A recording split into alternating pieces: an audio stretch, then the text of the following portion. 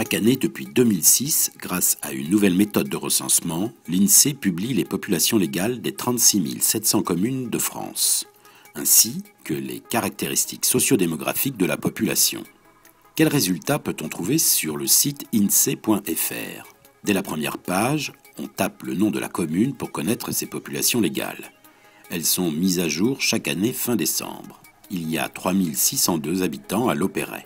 Depuis la page d'accueil, on accède aussi aux chiffres clés selon des thèmes comme diplôme et formation, au niveau national, régional, départemental, communal, voire infracommunal. Mais qui se sert des résultats du recensement? Chaque commune a un nombre de population. Ce nombre de population sert d'abord à l'État pour donner des dotations financières au budget de la commune. Plus vous avez d'habitants, plus la dotation est importante. Si vous avez plus d'habitants, il faudra faire une école.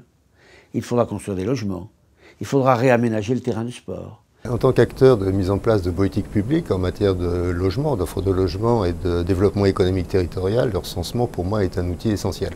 D'abord, c'est la base de référence qui donne des données cohérentes sur l'espace et le temps. Qu'est-ce qui nous assure que les résultats sont fiables?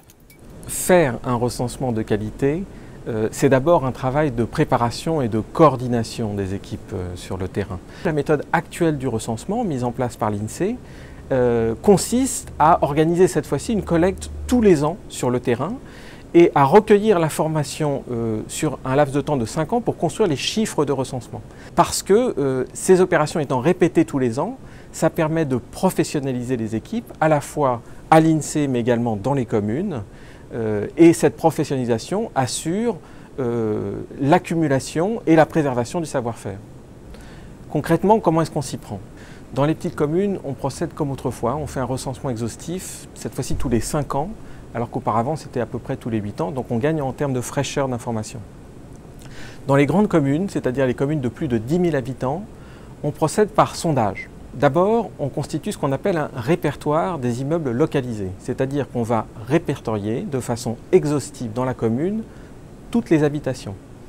Et le travail de mise à jour de ces répertoires, il est fait en continu à l'INSEE par des équipes spécialisées.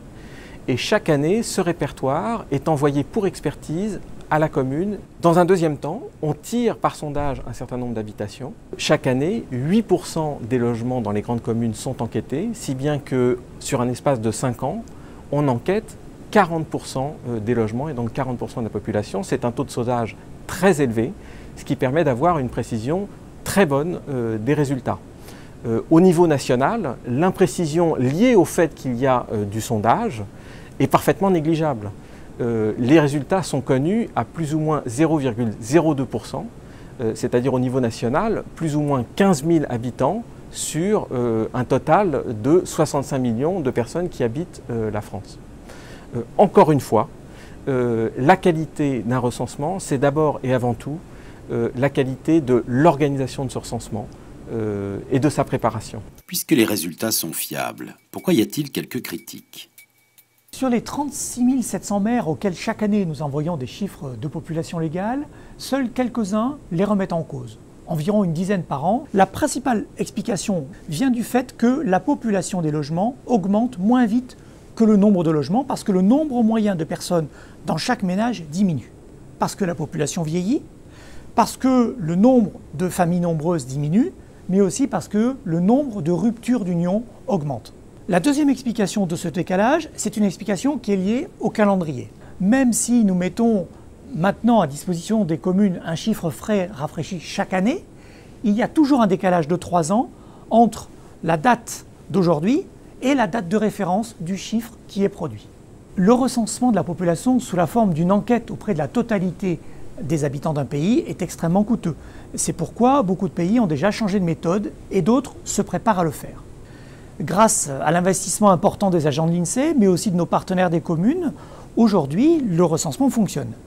D'ailleurs, des milliers d'élus, de professionnels ou d'internautes font confiance à la qualité des résultats du recensement. Retrouvez toutes les informations sur le recensement sur le site insee.fr.